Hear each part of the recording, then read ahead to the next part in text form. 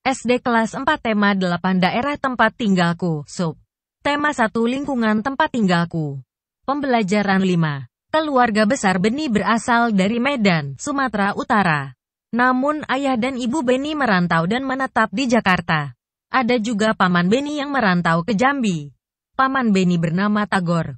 Tahukah kamu Pulau Sumatera? Beni dan keluarganya mengunjungi Paman Tagor. Paman Tagor tinggal di Jambi. Rumah Paman Tagor di lingkungan perkotaan. Meskipun di kota, lingkungan rumah Paman Tagor bersih dan asri. Masih banyak pohon di lingkungan tempat tinggal Paman Tagor. Paman Tagor tinggal bersama istri dan kedua anaknya. Anak Paman Tagor bernama Gultom dan Puspa. Amatilah gambar di atas. Identifikasilah keragaman karakteristik individu pada gambar di atas. Tuliskan hasilnya pada kolom berikut. Pada pembelajaran sebelumnya, kamu telah mempelajari tentang keragaman karakteristik individu. Kamu telah mempelajari karakteristik individu yang berupa keragaman fisik dan keragaman kegemaran di lingkungan keluarga. Sekarang, mari kita pelajari keragaman sifat individu. Apa saja sifat individu yang telah kamu ketahui? Amatilah gambar-gambar berikut. Beni senang berlibur di rumah Paman Tagor. Paman Tagor memiliki banyak koleksi buku. Buku-bukunya disimpan di perpustakaan. Beni sering diajak oleh Gultom dan Puspa untuk membaca buku di perpustakaan rumahnya. Mereka sangat senang membaca buku cerita. Salah satu buku cerita yang mereka sukai berjudul Kisah Putri Tangguk. Tahukah kamu tentang cerita tersebut? Bacalah cerita berikut. Kisah Putri Tangguk. Putri Tangguk tinggal bersama suami dan ketujuh anaknya di daerah Jambi. Putri Tangguk memiliki sepetak sawah yang ditanami padi. Anehnya, setiap selesai panen, padinya selalu muncul dan siap untuk dipanen kembali. Bahkan, ketujuh lumbung Putri Tangguk hampir penuh untuk menampung hasil panennya. Saat panen terakhir, Putri Tangguk mengajak suami dan semua anaknya ke sawah. Mereka memasukkan hasil panen ke gerobak. Panen sudah selesai. Sepertinya, persediaan padi kita sudah cukup untuk beberapa bulan, kata Putri Tangguk. Kemudian, mereka mendorong gerobak bersama-sama. Di tengah perjalanan, Putri Tangguk jatuh terpeleset. Aduh, teriak Putri Tangguk. Hati-hati, Bu, semalam hujan deras. Jalannya menjadi licin, kata suami Putri Tangguk sambil membantunya berdiri. Gara-gara hujan, jalannya licin. Perjalanan ke rumah masih jauh, bisa-bisa aku terjatuh lagi, gerutu Putri Tangguk. Putri Tangguk mengambil padi dari gerobaknya. Kemudian, padi ditebar di jalan. Melihat perilaku ibunya, si anak sulung pun bertanya, "Apa yang ibu lakukan? Mengapa ibu membuang padi itu ke jalan?" Ibu tidak membuang padi. Padi ini ibu gunakan sebagai pengganti pasir, ibu menebarnya agar jalan ini tidak licin lagi. Jawab Putri Tangguk. Istriku, bukankah padi itu untuk kita makan? Tidak baik rasanya jika membuang-buang makanan, nasihat suami Putri Tangguk. Putri Tangguk tidak mengindahkan nasihat suaminya. Bahkan, Putri Tangguk membantahnya. Masa bodoh, bukankah padi kita sudah banyak? Apa kau mau aku terjatuh lagi dan tulangku patah? Bantah Putri Tangguk sambil terus menebar padi ke jalan. Setelah panen terakhir, Putri Tangguk tidak pernah kembali ke sawah.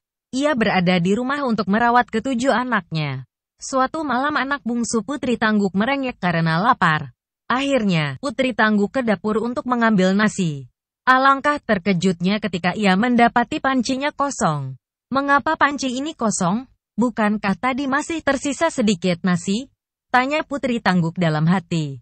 Karena si bungsu terus merengek, Putri Tangguk pun memutuskan untuk menanak nasi.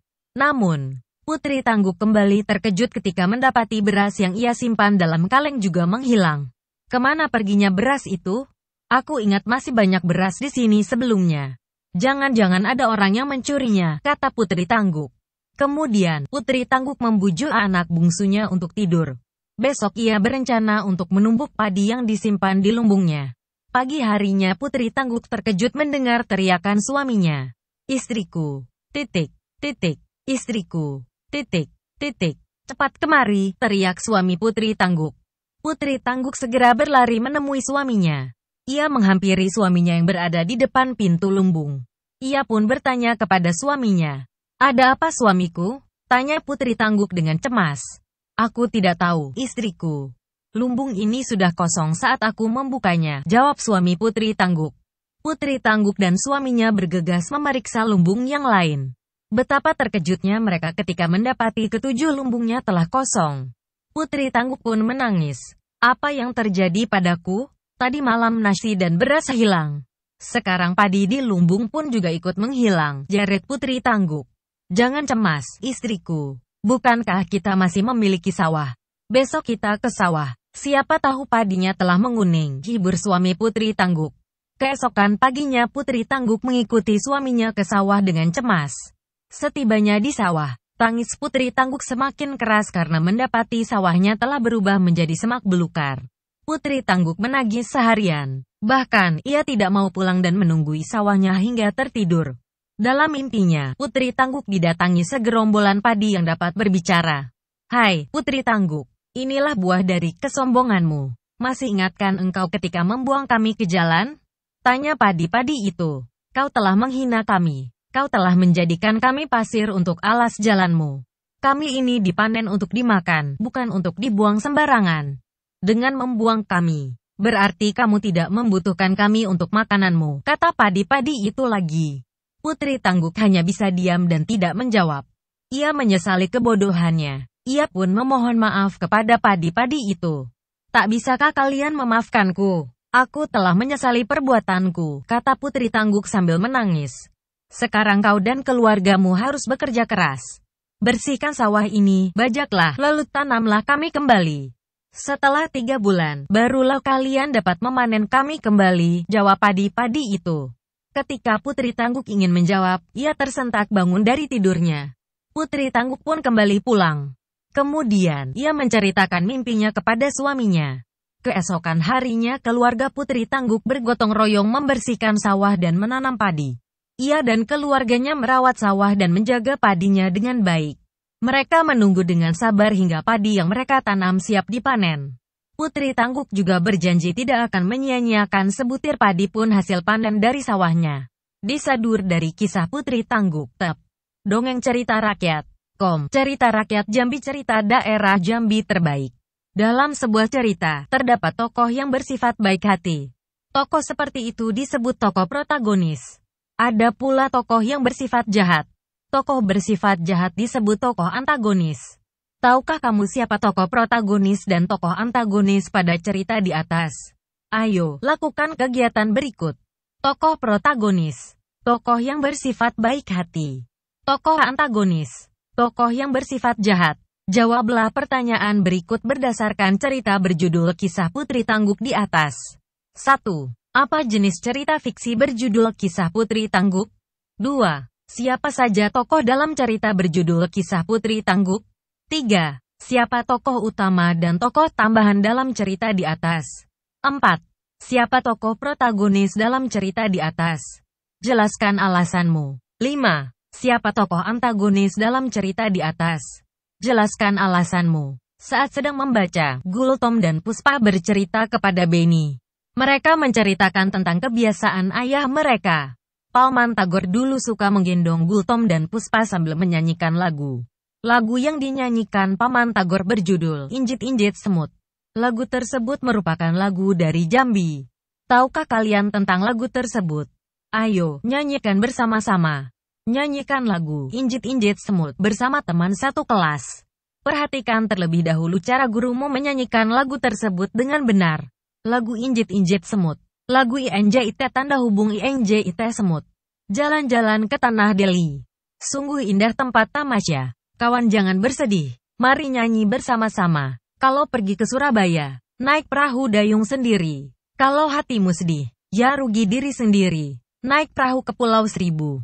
Sungguh malang nasibku, punya teman diambil orang. Ramai sungguh bandar Jakarta, tempat orang mengikat janji, walau teman tak punya hati.